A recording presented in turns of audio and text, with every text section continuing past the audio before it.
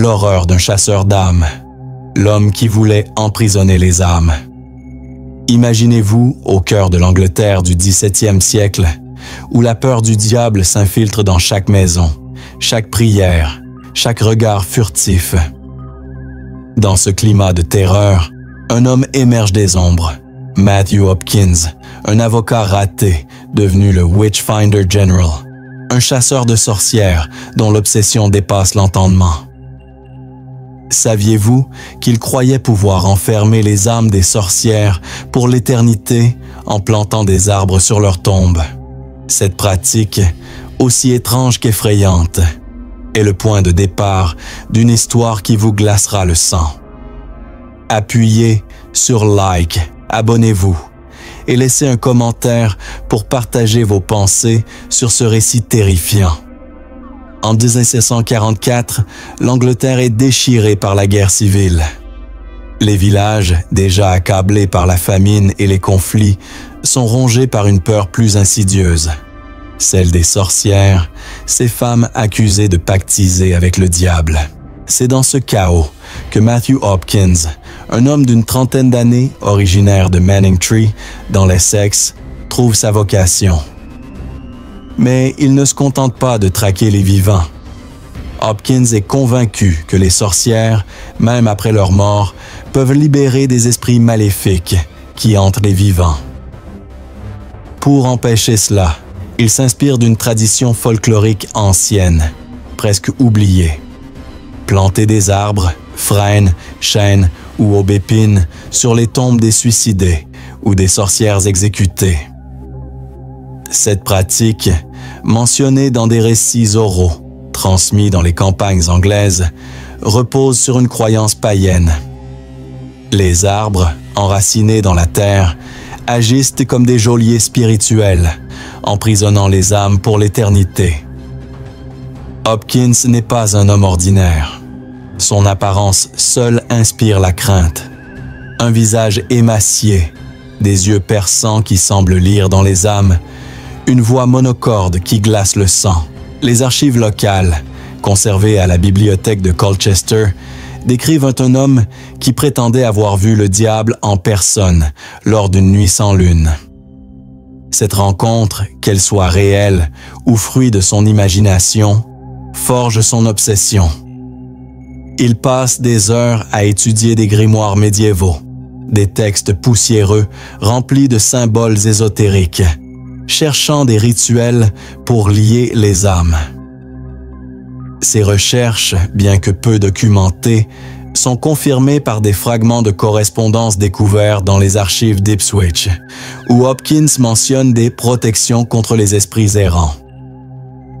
Ces procès de sorcières, qui débutent en 1744, sont d'une brutalité sans nom. Il utilise des méthodes cruelles, la privation de sommeil, où les accusés sont forcés de marcher sans relâche pendant des jours. L'aiguille avec laquelle ils piquent la peau pour trouver la marque du diable et la nage des sorcières. Un test où les victimes, mains et pieds liés, sont jetées dans une rivière. Si elles flottent, elles sont coupables. Si elles coulent, elles sont innocentes, mais souvent mortes. Ces pratiques, bien que communes à l'époque, sont appliquées par Hopkins avec une ferveur presque fanatique. Mais ce qui distingue Hopkins, c'est ce qu'il fait après les exécutions. Chaque fois qu'une sorcière est pendue ou brûlée, il ordonne que son corps soit enterré rapidement, souvent la nuit, sous un arbre soigneusement choisi. Un témoignage de 1645, rapporté par un prêtre de Mistley, décrit Hopkins supervisant l'enterrement d'une jeune femme accusée de sorcellerie. Sous la lumière vacillante des torches, il plante un frêne sur la tombe, murmurant des prières dans une langue que personne ne comprend. Une analyse psychologique moderne pourrait diagnostiquer chez Hopkins un délire paranoïaque, amplifié par le climat de peur religieuse de l'époque. La guerre civile, combinée à la montée du puritanisme, crée un terreau fertile pour les superstitions. Hopkins, comme beaucoup à son époque, voit des démons dans chaque ombre, des malédictions dans chaque malheur. Mais son obsession pour les arbres va au-delà de la superstition. Il croit que ces géants de bois, enracinés dans le sol, forment une barrière infranchissable entre le monde des vivants et celui des morts. Cette croyance, bien que rare, trouve écho dans des traditions païennes britanniques, où les arbres sacrés étaient vus comme des portails vers l'au-delà. Les archives folkloriques de l'Essex mentionnent des récits de tombes maudites, où des arbres plantés sur les sépultures des criminels ou des suicidés étaient censés empêcher leurs esprits de revenir. Imaginez-vous dans un village de l'Essex, entouré de champs balayés par le vent, où la silhouette d'un chêne solitaire se dresse sur une colline. Les villageois évitent cet arbre, murmurant qu'il abrite l'âme d'une sorcière exécutée par Hopkins. Vous êtes là, la nuit, entendant le bruissement des feuilles, vous demandant si une présence invisible vous observe. Hopkins, avec son regard glacial, supervise ces rituels avec une précision terrifiante. Les villageois, bien qu'effrayés, obéissent, convaincus que désobéir attirerait la colère des esprits. Entre 1644 et 1646, Hopkins est responsable de la mort de plus de 300 personnes, principalement des femmes pauvres, veuves ou marginalisées. Chaque exécution est suivie de ce rituel étrange. Un arbre planté, une prière murmurée, un pacte avec l'invisible. Mais ce n'est pas tout. Derrière les portes closes de son manoir à Manningtree, Hopkins pratique des rituels encore plus troublants, des actes qui font douter de sa propre santé mentale. Ses serviteurs, terrifiés, parlent de chandelles qui s'éteignent sans raison, de murmures dans les couloirs. Ce que Hopkins fait dans l'intimité de sa demeure dépasse l'imagination. Et ce que vous découvrirez dans la prochaine partie vous laissera sans voix. Les rituels macabres dans l'ombre du manoir. Entrez dans le manoir de Matthew Hopkins à Manningtree, un lieu où les ténèbres semblent respirer, où chaque craquement du plancher évoque des présences invisibles. Si vous pensiez que planter des arbres sur des tombes était l'aspect le plus étrange de l'histoire de Hopkins, préparez-vous à découvrir ce qu'il faisait dans l'intimité de sa demeure, là où ses obsessions prenaient une tournure encore plus sinistre. Ce n'est pas seulement un chasseur de sorcières, c'est un homme consumé par une quête pour contrôler l'au-delà. Un homme qui, dans l'ombre de son manoir, pratiquait des rituels si troublants qu'il faisait trembler ses propres serviteurs. En 1644, alors que l'Angleterre est plongée dans le chaos de la guerre civile, le manoir de Hopkins devient un sanctuaire de peur. Les villageois de Manningtree évitent de s'approcher de cette bâtisse lugubre, entourée de champs balayés par le vent et de forêts où les chouettes ululent la nuit. Les serviteurs, terrifiés, murmurent des histoires de chandelles qui s'éteignent sans raison, de courants d'air froid dans des pièces closes et de murmures qui semblent provenir des murs eux-mêmes. Selon un témoignage oral recueilli dans l'Essex et consigné dans les archives folkloriques de Colchester, un jeune valet aurait fui le manoir après avoir vu Hopkins debout dans une pièce obscure, entouré de bougies noires, tenant une fiole contenant un liquide rouge qu'il appelait le sang des damnés. Hopkins croyait que les sorcières, même après leur exécution, pouvaient envoyer leurs esprits pour tourmenter les vivants. Pour contrer cette menace, il collectionnait des objets macabres, des mèches de cheveux arrachées aux condamnés, des fragments d'os prélevés sur des corps avant leur enterrement et des fioles qu'il prétendait remplir de sang extraits lors des interrogatoires. Ces reliques, selon lui, servaient à renforcer ses rituels pour emprisonner les âmes. Un document rare, découvert dans les archives de l'église de St. Mary à Mistley, mentionne une pratique particulièrement troublante. Hopkins gravait des symboles païens sur les troncs des arbres plantés sur les tombes. Ces symboles, inspirés de croyances celtiques et nordiques, étaient censés sceller les esprits, empêchant leur retour.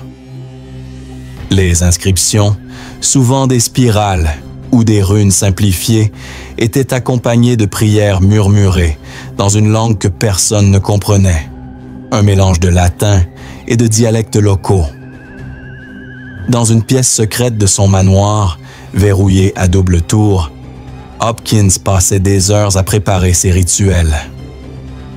Les serviteurs décrivent une salle éclairée par des chandelles disposées en cercle où des parchemins couverts de dessins ésotériques jonchèrent le sol.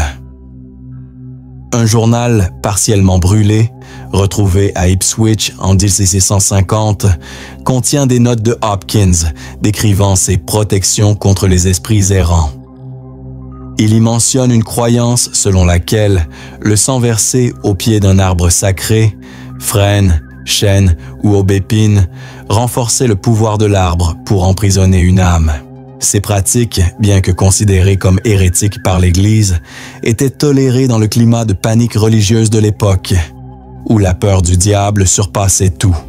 Une analyse psychologique moderne pourrait suggérer que Hopkins souffrait d'un trouble obsessionnel compulsif, amplifié par un délire paranoïaque.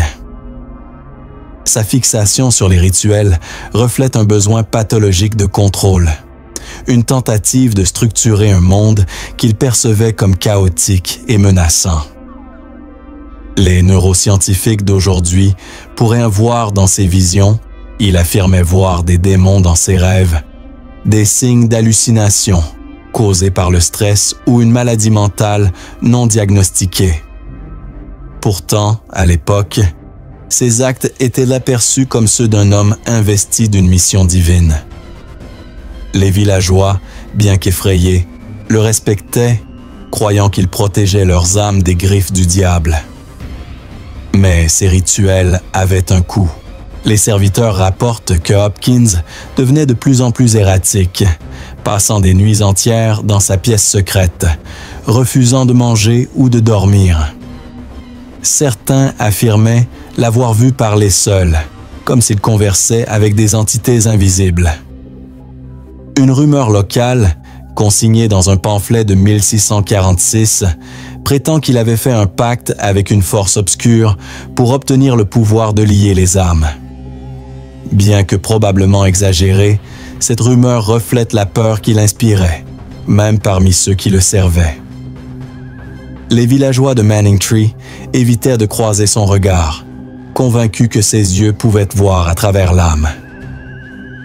Imaginez-vous dans ce manoir, où l'odeur de cire fondue se mêle à celle de la peur. Chaque craquement du bois semble annoncer un esprit vengeur. Les chandelles vacillent, projetant des ombres difformes sur les murs. Hopkins, dans sa quête de contrôle, devient un spectre lui-même, un homme déchiré entre sa foi et sa folie. Les objets qu'il collectionne, cheveux, ocre, sang, ne sont pas de simples trophées. Ils sont pour lui des outils pour dominer l'au-delà. Mais ce n'est pas tout. Ses rituels ne se limitaient pas à son manoir. Dans les cachots de Colchester, où il interrogeait ses victimes, il déployait une cruauté qui dépassait l'imagination, et ce que vous découvrirez là-bas est encore plus terrifiant. La terreur des cachots de Colchester. Descendez dans les cachots humides de Colchester, où l'odeur de la moisissure se mêle à celle de la peur, où les cris des accusés résonnent contre les murs de pierre froids et suintants. C'est ici, dans ces profondeurs sombres, que Matthew Hopkins, accompagné de son acolyte John Stern, perfectionne un art cruel et macabre, la chasse aux sorcières par la torture. Mais ce n'est pas seulement la violence physique qui rend ces méthodes si terrifiantes. C'est sa conviction qu'il peut arracher des confessions non seulement au corps, mais aux âmes elles-mêmes. Si vous pensiez que les rituels de son manoir étaient troublants, ce que Hopkins infligeait dans ses cachots vous glacera le sang. En 1644, alors que l'Angleterre est déchirée par la guerre civile, Les prisons de Colchester deviennent le théâtre des interrogatoires brutaux de Hopkins. Les archives judiciaires, conservées à la British Library, décrivent des procès où des femmes, souvent pauvres, veuves ou marginalisées, étaient traînées devant lui, accusées de pactiser avec le diable. Ces victimes, parfois à peine adolescentes, parfois âgées et fragiles, n'avaient souvent aucun moyen de se défendre. Hopkins, avec son regard perçant et sa voix monocorde, semblait voir en elles non des êtres humains, mais des réceptacles d'un mal surnaturel. Sa méthode la plus tristement célèbre, la nage des sorcières, consistait à lier les mains et les pieds des accusés et à les jeter dans une rivière. Si elles flottaient, elles étaient considérées comme coupables, car l'eau, élément sacré selon la croyance de l'époque, rejetait les servantes du diable. Si elles coulaient, elles étaient innocentes, mais souvent mortes, noyées sous le poids de leurs liens. Ce paradoxe cruel reflète la logique tordue de Hopkins, un homme convaincu que ses actions sauvèrent l'Angleterre de la damnation. Mais la nage n'était qu'une partie de son arsenal. Hopkins utilisait également la privation de sommeil, une torture insidieuse où les accusés étaient forcés de marcher sans relâche pendant des jours, surveillés par des gardes qui les empêchaient de s'asseoir ou de fermer les yeux. Les archives de Colchester mentionnent le cas d'une femme nommée Elizabeth Clark, une veuve âgée, qui, après 3 jours sans sommeil, a confessé avoir invoqué des démons. Était-ce la vérité ou le délire d'une femme brisée? Hopkins, lui, y voyait une victoire, une preuve que son combat contre le mal portait ses fruits. Une autre méthode, tout aussi cruelle, consistait à piquer la peau des accusés avec une aiguille pour trouver la marque du diable, une tache ou une cicatrice supposée insensible à la douleur. Ces marques, souvent des imperfections naturelles, étaient utilisées comme preuves irréfutables de sorcellerie. Les récits de l'époque décrivent des femmes hurlant sous les aiguilles, tandis que Hopkins observait impassible, comme un chirurgien disséquant une âme. Ce qui rend ces cachots encore plus terrifiants, c'est l'obsession de Hopkins pour l'au-delà. Après chaque exécution, par pendaison, car le bûcher était rare en Angleterre, il insistait pour que les corps soient enterrés rapidement, souvent sous le couvert de la nuit, dans des tombes anonymes. Un arbre, généralement un frêne ou un chêne, était alors planté sur la sépulture, un rituel qu'il supervisait avec une précision obsessionnelle. Un témoignage de 1646, attribué à un prêtre local nommé William Dowsing, raconte comment Hopkins, après la pendaison d'une jeune femme accusée de sorcellerie à Bury St. Edmunds, s'est tenu près de la tombe, un couteau à la main, gravant des symboles sur l'arbre fraîchement planté. Ces symboles, mélange de runes païennes et de motifs chrétiens, étaient censés renforcer la capacité de l'arbre à emprisonner l'âme de la défunte. Les villageois, terrifiés, croyaient que désobéir à Hopkins attirerait la colère des esprits piégés. Une analyse sociologique moderne révèle que Hopkins exploitait les fractures sociales de l'époque. La guerre civile, combinée à la montée du puritanisme, avait créé un climat de méfiance où les femmes indépendantes, guérisseuses, veuves ou simplement celles qui vivaient seules étaient vues comme des menaces. Ces victimes, souvent sans défense, devenaient des boucs émissaires pour une société en crise, rongée par la peur de l'inconnu. Hopkins, avec son charisme glacial, canalisait cette peur, transformant des soupçons en condamnation. Mais son obsession pour les arbres maudits allait au-delà de la simple superstition. Il croyait que chaque arbre planté formait une barrière spirituelle, un rempart contre les forces démoniaques qu'il voyait partout. Ces notes, retrouvées dans un journal partiellement brûlé à Ipswich, décrivent des visions terrifiantes. des démons émergeant des tombes, leurs griffes s'agrippant aux racines des arbres, incapables de s'échapper. Ces visions, qu'un psychologue moderne pourrait attribuer à des hallucinations ou à un délire paranoïaque, étaient pour Hopkins des preuves de sa mission divine. Imaginez-vous dans l'un de ces cachots où l'humidité ronge les os, où les chaînes cliquettent dans l'obscurité. Vous êtes une accusée, traînée devant Hopkins, son regard scrutant votre corps à la recherche d'une marque invisible. Chaque aiguille qui perce votre peau, chaque nuit sans sommeil vous rapproche d'une confession que vous savez fausse, mais que vous n'avez plus la force de nier. La cruauté de Hopkins est sans limite. Mais était-il lui-même tourmenté par ses actes?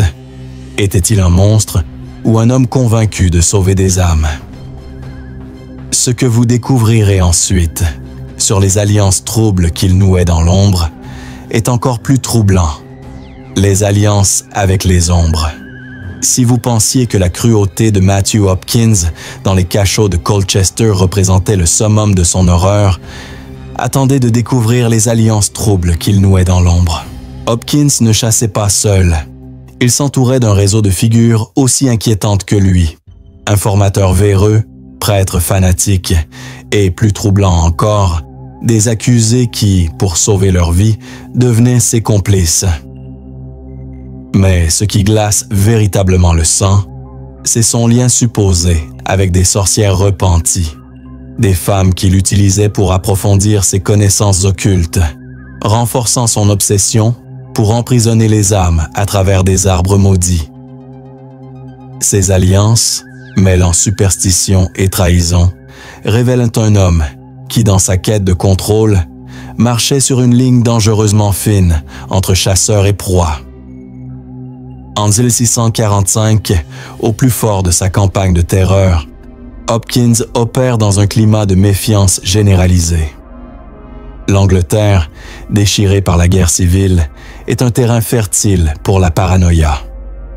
Les villageois dénoncent leurs voisins pour un regard de travers, une maladie inexpliquée ou un simple malentendu. Hopkins, avec son charisme glacial, exploite cette peur, mais il a besoin d'alliés pour maintenir son emprise.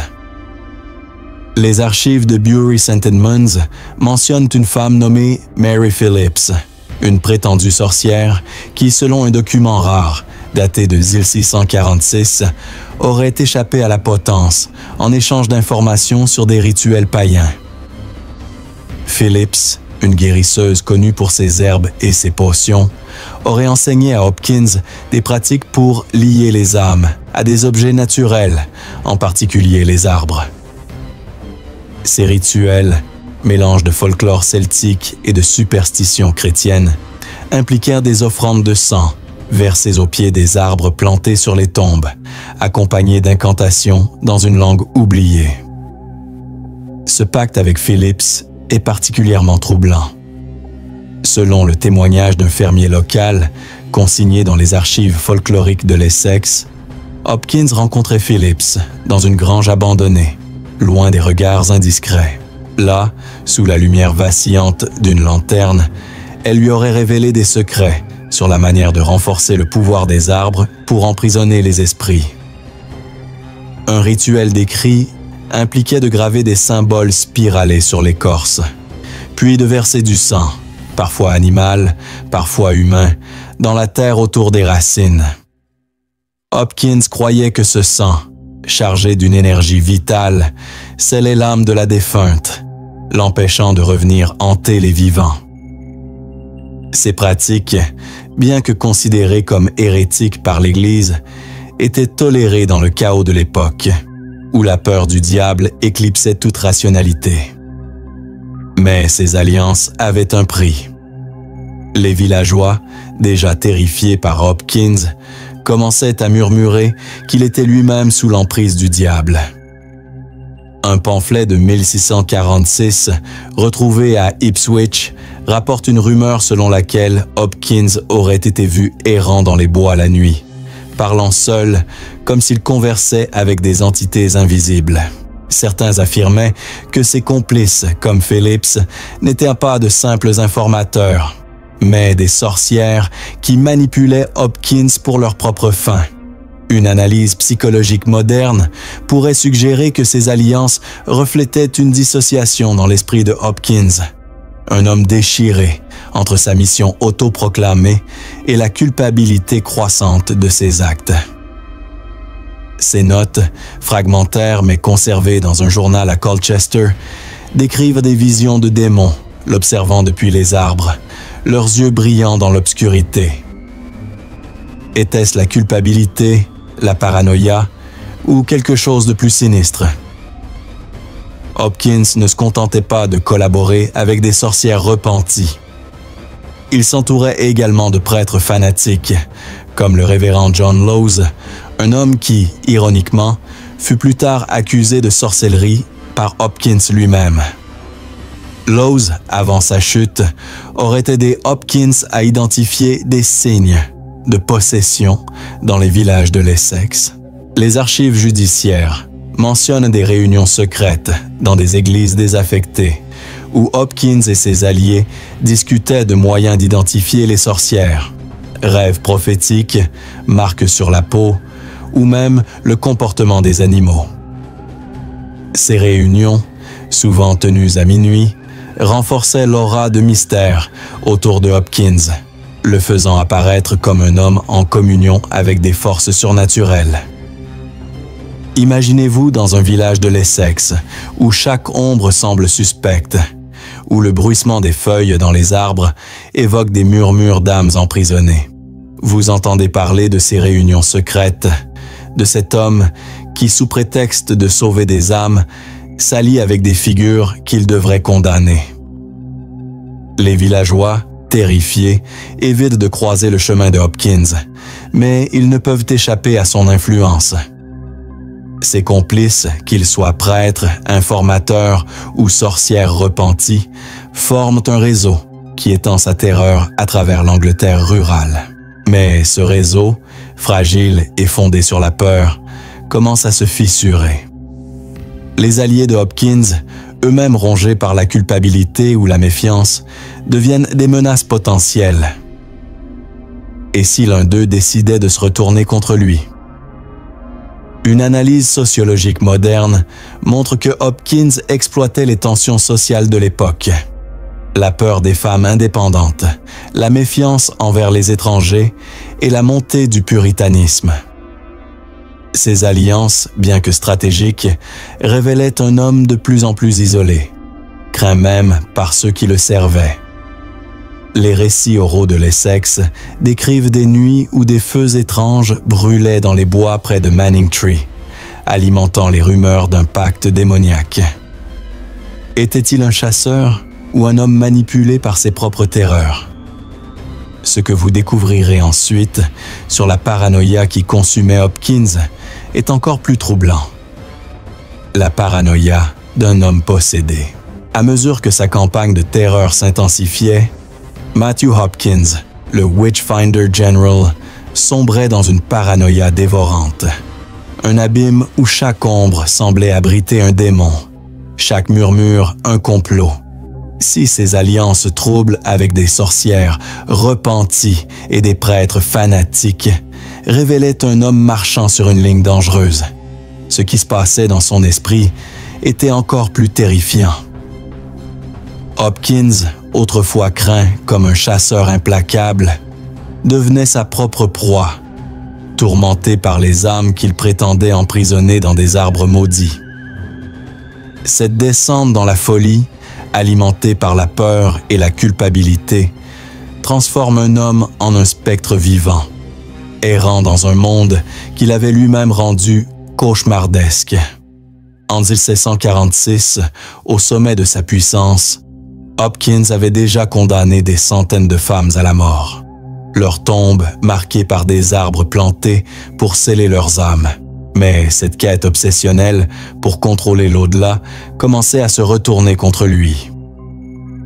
Les archives d'Ipswich, conservées dans une collection de documents judiciaires, rapportent des incidents où Hopkins accusait même ses proches collaborateurs de trahison, convaincus qu'ils étaient possédés par des esprits maléfiques.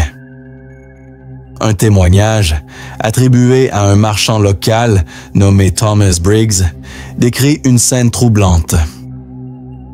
Lors d'une réunion dans une taverne de Manningtree, Hopkins aurait soudain saisi un couteau, accusant un de ses assistants de murmurer des incantations démoniaques. Ses yeux, décrits comme brillants d'une lueur fiévreuse, trahissaient un homme rongé par une peur irrationnelle. Hopkins croyait que les sorcières qu'il avait exécutées envoyaient leurs esprits pour le tourmenter. Ses notes, retrouvées dans un journal fragmentaire à Colchester, décrivent des cauchemars récurrents où des silhouettes spectrales émergeaient des arbres plantés sur leur tombe, leurs doigts osseux pointés vers lui. Dans ces visions, qu'un psychologue moderne pourrait attribuer à des hallucinations causées par le stress ou une maladie mentale non diagnostiquée, Hopkins voyait des démons griffer les racines des arbres, tentant de s'échapper pour le punir. Pour contrer ces menaces imaginaires, il renforçait ses rituels de protection. Autour de son manoir, il faisait graver des symboles païens sur les portes et les fenêtres, des spirales et des croix inversées censées repousser les esprits. Il ordonnait également que des talismans, souvent des fragments d'os ou de tissus provenant de ses victimes, soient enterrés autour de sa propriété, formant une barrière spirituelle.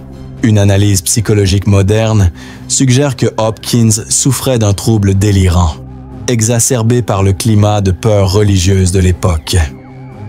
La guerre civile anglaise, combinée à la montée du puritanisme, créait une société où la superstition dominait la raison. Hopkins, immergé dans cet environnement, voyait des signes de damnation partout. Un corbeau perché sur un arbre, une tempête soudaine, un regard trop insistant. Sa paranoïa atteignait un tel point qu'il refusait de quitter son manoir sans porter un médaillon gravé de symboles ésotériques, qu'il croyait capable de le protéger du diable. Les archives folkloriques de l'Essex mentionnent une rumeur selon laquelle il aurait détruit un chêne près de sa maison, convaincu qu'il abritait l'âme d'une sorcière venue se venger. Les villageois, témoins de l'incident, racontent que l'arbre, lorsqu'il fut abattu, semblait saigner une sève rougeâtre, un phénomène qui, bien que probablement naturel, renforça les superstitions locales. Cette paranoïa affectait non seulement Hopkins, mais aussi ceux qui l'entouraient. Ses serviteurs, déjà terrifiés par ces rituels macabres, vivaient dans une peur constante de devenir ses prochaines cibles. Un document de 1646, retrouvé dans les archives de l'église de St. Mary à Mistley, rapporte qu'un valet aurait fui le manoir après avoir entendu Hopkins crier la nuit, accusant des ombres de l'observer depuis les fenêtres. Les villageois, eux, commençaient à douter de sa mission. Si Hopkins prétendait protéger leurs âmes, pourquoi semblait-il si tourmenté? Certains murmuraient qu'il était maudit, que les âmes qu'il avait emprisonnées dans les arbres se retournaient contre lui. Une légende locale, consignée dans un pamphlet de l'époque, raconte qu'un frêne planté sur la tombe d'une sorcière exécutée à Bury St. Edmunds émettait des gémissements la nuit, comme si l'âme piégée appelait Hopkins à rendre des comptes. Imaginez-vous dans les rues boueuses de Manningtree, où le vent porte l'écho des prières de Hopkins, mêlées de terreur. Vous passez près de son manoir, ses fenêtres sombres semblant vous fixer comme des yeux. Chaque arbre planté dans les environs évoque une âme emprisonnée. Et vous vous demandez si Hopkins, avec ses rituels, a vraiment contrôlé l'au-delà ou s'il a libéré quelque chose de plus sombre. Sa paranoïa, bien que destructrice, révèle un homme déchiré entre sa foi et ses peurs. Était-il un chasseur de sorcières ou un homme possédé par ses propres démons? Ce n'est pas la fin de son histoire. Ce que vous découvrirez ensuite sur la chute brutale de cet homme est encore plus troublant. La chute d'un chasseur. En 1747, la carrière de Matthew Hopkins, le Witchfinder General, s'effondre comme un château de cartes balayé par un vent glacé. Autrefois craint comme un fléau divin, il devient la cible de ceux qui l'a terrorisé, son pouvoir s'évanouissant sous le poids de sa propre paranoïa et des murmures de révolte. Mais la chute de Hopkins n'est pas une simple fin. Elle est entourée de mystères et de légendes qui font frissonner, liées à son obsession pour les arbres maudits et les âmes emprisonnées. Était-il un chasseur de sorcières ou un homme poursuivi par les spectres qu'il avait lui-même invoqués? Ce qui s'est passé dans ces derniers jours révèle une vérité encore plus troublante que ses actes passés.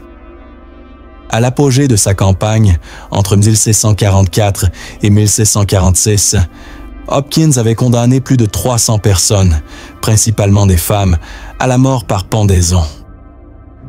Chaque exécution était suivie d'un rituel étrange. Un arbre, frêne, chêne ou aubépine était planté sur la tombe pour sceller l'âme de la défunte, empêchant, selon lui, son esprit de revenir hanter les vivants. Mais en 1647, l'Angleterre rurale, épuisée par la guerre civile et lassée des excès de Hopkins, commence à se retourner contre lui. Les archives du Parlement anglais, conservées à Londres, mentionnent des plaintes croissantes contre ces méthodes brutales. Les magistrats locaux, qui avaient autrefois toléré ces procès, commencent à questionner leur légitimité, accusant Hopkins d'extorsion et d'abus de pouvoir. Il facturait des sommes exorbitantes au village pour ses services, plongeant des communautés déjà pauvres dans la misère. Mais ce qui rend la chute de Hopkins si fascinante, c'est une rumeur persistante, consignée dans un pamphlet de 1648 retrouvé à Ipswich. Selon cette légende, des villageois en colère, exaspérés par ces accusations incessantes, auraient décidé de lui faire subir son propre test de sorcellerie, la nage des sorcières. Ils l'auraient traîné jusqu'à une rivière, mains et pieds liés, et jeté dans l'eau pour voir s'il flotterait, signe, selon sa propre logique, d'un pacte avec le diable. Bien que cette histoire soit probablement apocryphe, elle reflète la haine viscérale qui l'inspirait. Les villageois, qui avaient vécu dans la terreur de ces procès, voyaient en lui non plus un sauveur, mais un monstre. Un témoignage oral, recueilli dans les archives folkloriques de l'Essex, raconte que lors de cette prétendue nage, l'eau de la rivière semblait bouillonner, comme si les âmes des victimes de Hopkins s'agitaient sous la surface. Ce qui est certain, selon les archives médicales de l'époque, c'est que Hopkins, affaibli par une maladie, probablement la tuberculose, s'éteint en août 1647 dans son manoir de Manningtree. Mais avant sa mort, il aurait donné une instruction troublante. Un chêne devait être planté près de sa future tombe. Ce détail, mentionné dans une lettre d'un prêtre local, intrigue les historiens. Pourquoi un homme si obsédé par l'emprisonnement des âmes des autres souhaitait-il un arbre sur sa propre sépulture? Craignait-il que son âme, corrompue par ses crimes, soit poursuivie par les esprits qu'il avait condamnés?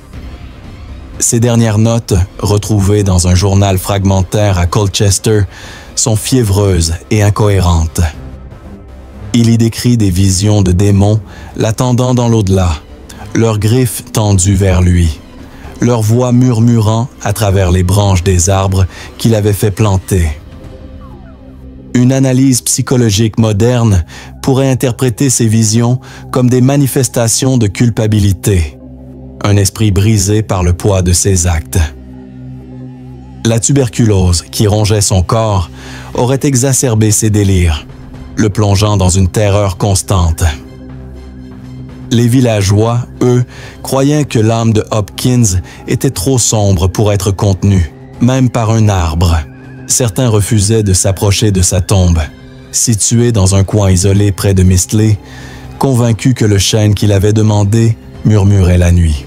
Une légende locale, transmise à travers les générations, raconte que les branches de cet arbre semblaient se tordre dans l'obscurité, comme si elles tentaient d'étrangler l'air lui-même.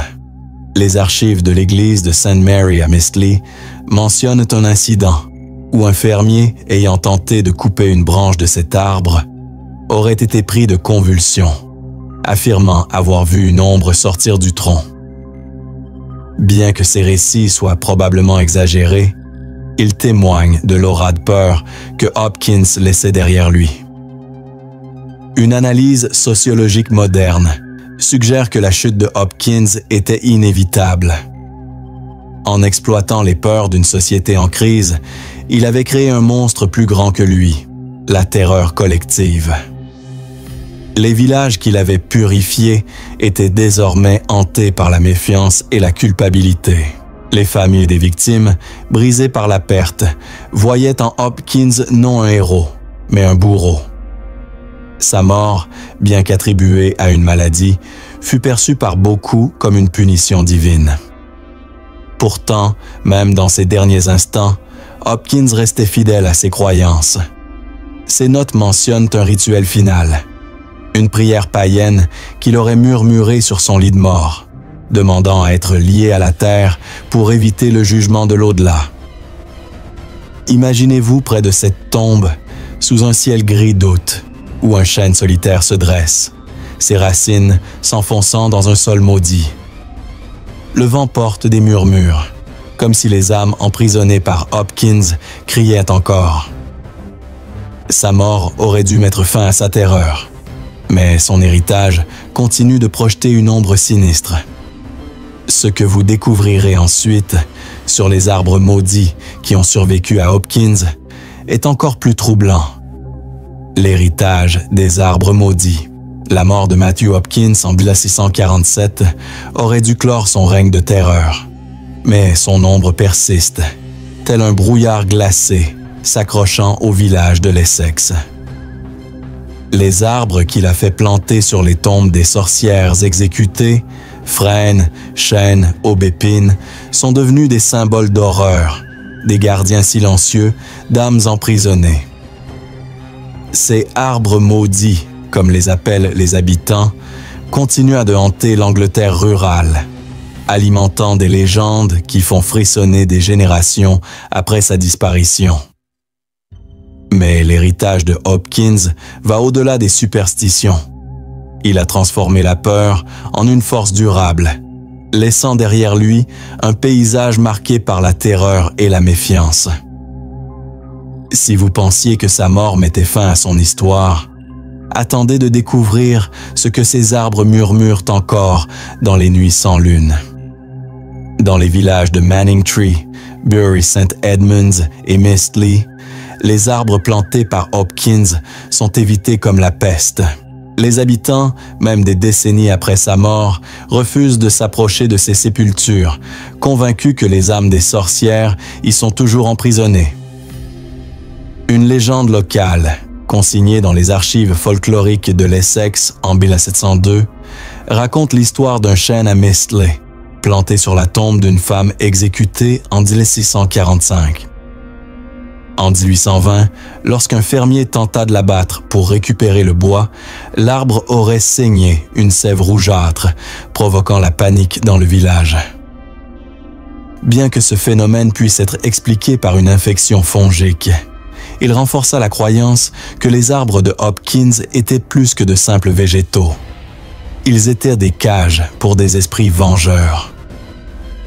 Les villageois rapportent que ces arbres semblent vivants, leurs branches se tordant sous le vent comme des doigts cherchant à s'échapper, leurs feuilles murmurant des plaintes dans l'obscurité. L'impact de Hopkins dépasse les frontières de l'Essex.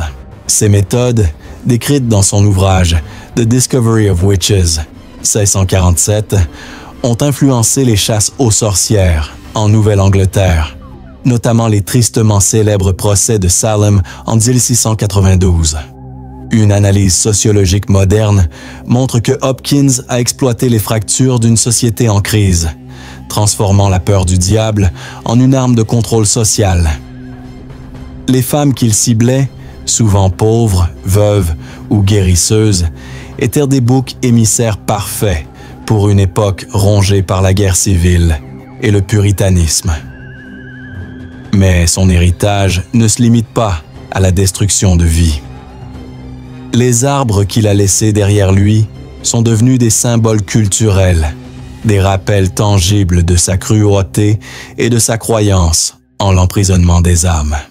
Les archives de l'église de St. Mary à Mistley mentionnent des incidents où des villageois still avoided these trees, convinced that disturbing them could unleash a trapped spirit. A particularly chilling tale from 1650 describes a shepherd who, after grazing his flock near one of Hopkins's trees, claimed his sheep fell ill, as if cursed by an unseen force. Such stories, while likely exaggerated, fueled the mythos surrounding these trees. The villagers believed that cutting them down, or even touching their bark, could provoke supernatural retribution. A 19th century account from Bury St. Edmunds speaks of a storm that uprooted one such tree, revealing bones beneath its roots, which locals believed belonged to one of Hopkins's victims. Whether true or not, these tales cemented the tree's reputation as cursed. Hopkins's obsession with these trees was rooted in pre-Christian traditions, as noted in folklore records from the British Library. He believed their roots could bind spirits to the earth, preventing their escape. This practice, though rare, echoed ancient beliefs that trees were portals to the afterlife.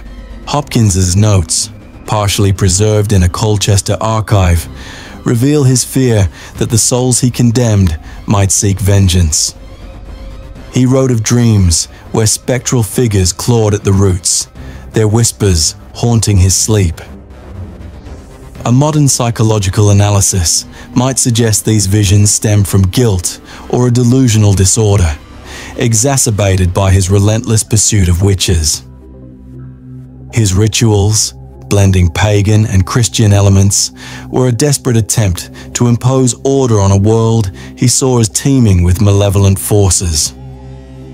The trees also shaped the cultural landscape.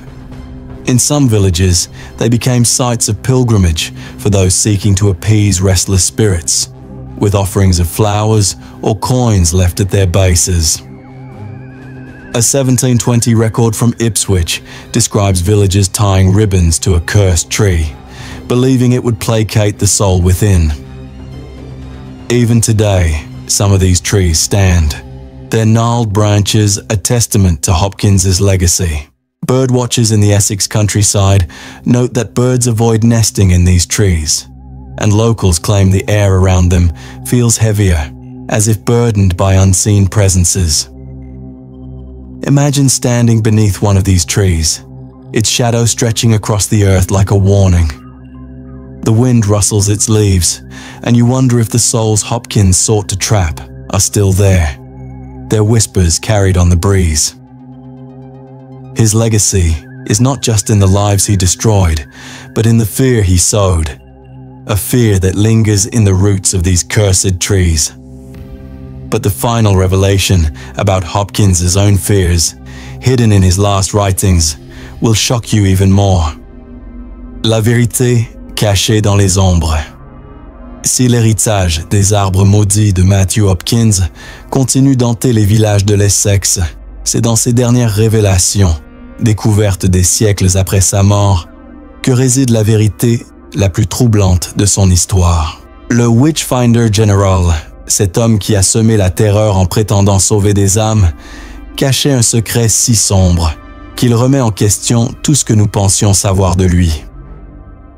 Était-il un fanatique convaincu de sa mission divine ou un homme manipulé par ses propres terreurs, peut-être même par des forces qu'il prétendait combattre? La découverte d'un journal fragmentaire en 2019 dans une bibliothèque obscure de l'Essex dévoile une vision terrifiante. Hopkins croyait qu'un démon lui avait promis l'immortalité s'il poursuivait son œuvre macabre. Cette révélation, combinée à son obsession pour emprisonner les âmes dans des arbres, transforme notre perception de cet homme énigmatique, le faisant passer d'un chasseur de sorcières à une figure tragique, prisonnier de ses propres peurs. Ce journal, retrouvé dans une boîte poussiéreuse à la bibliothèque de Colchester, est un document exceptionnel, bien que partiellement endommagé par le temps. Écrit dans une écriture fiévreuse, presque illisible, il contient les pensées de Hopkins dans les mois précédant sa mort en 1547. Parmi les pages jaunies, une entrée se distingue. Hopkins décrit une nuit où, seul dans son manoir, il aurait été visité par une ombre aux yeux rougeoyants. Cette entité, qu'il appelle l'émissaire, lui aurait parlé dans une langue gutturale, promettant de le rendre éternel s'il continuait à lier les âmes des sorcières aux arbres. Selon Hopkins, chaque arbre planté renforçait un pacte avec cette force, un pacte qui garantirait sa survie au-delà de la mort. Était-ce une hallucination, un délire causé par la tuberculose qui le rongeait, ou une tentative désespérée de justifier ses crimes?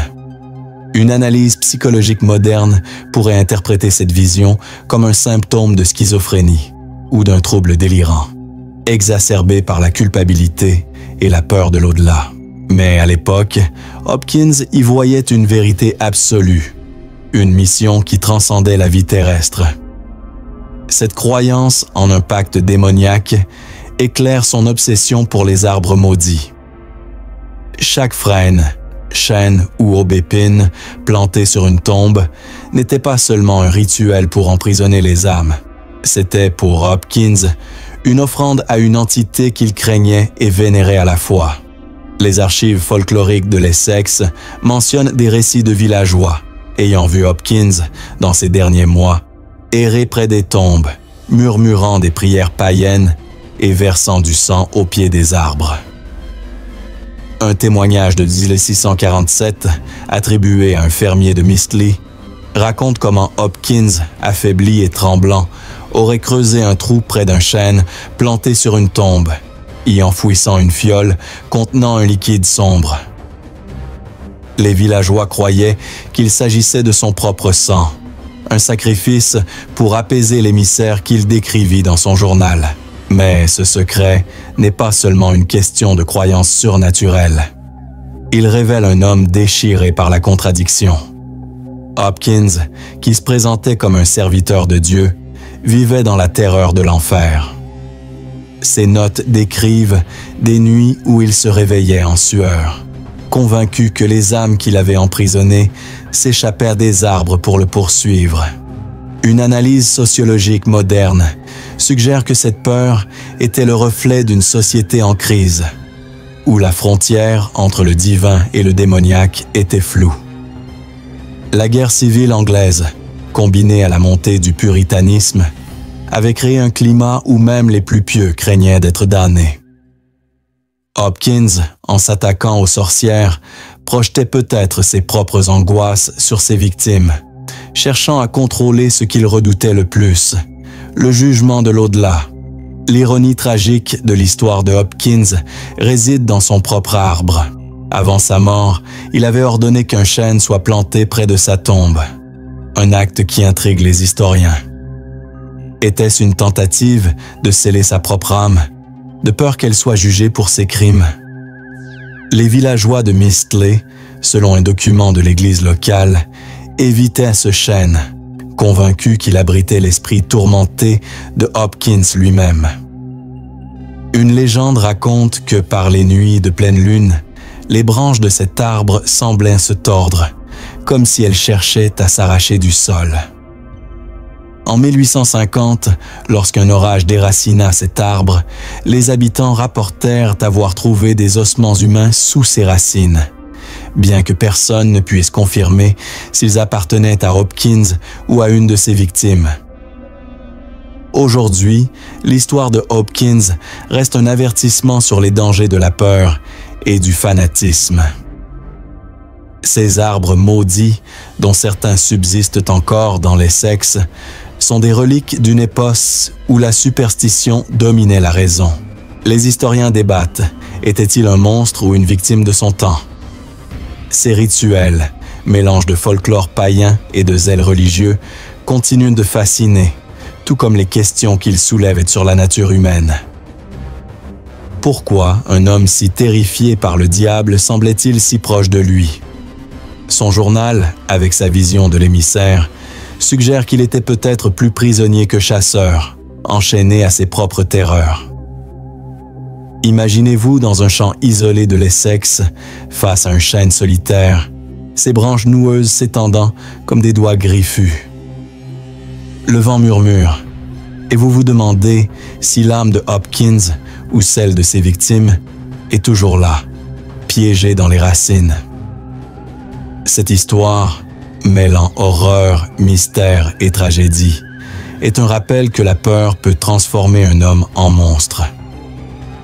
Si ce récit vous a glacé le sang, appuyez sur like, partagez et laissez un commentaire pour dire ce qui vous a le plus choqué. Abonnez-vous pour découvrir d'autres récits historiques terrifiants.